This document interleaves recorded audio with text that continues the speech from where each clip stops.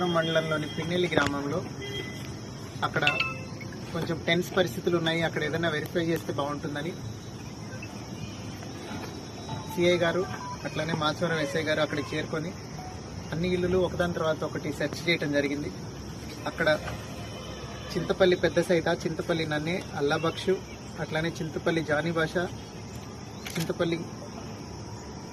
జానిభాష తండా పెద్ద నన్ని అనే వాళ్ళ ఇళ్ల మీద, ఒకళ్ళ ఇంటి మీద ఏమో పగలగొట్టిన బియర్ బాటిల్స్, రాళ్ళు, అట్లనే ఇంకొకరి ఇంటి మీద పెట్రోల్ పోసి నింపున్న బాటిల్ దానికి పైన ఒత్తి పెట్టి దొరకడం జరిగింది. వీళ్ళందరినీ అదుపులోకి తీసుకున్నాం.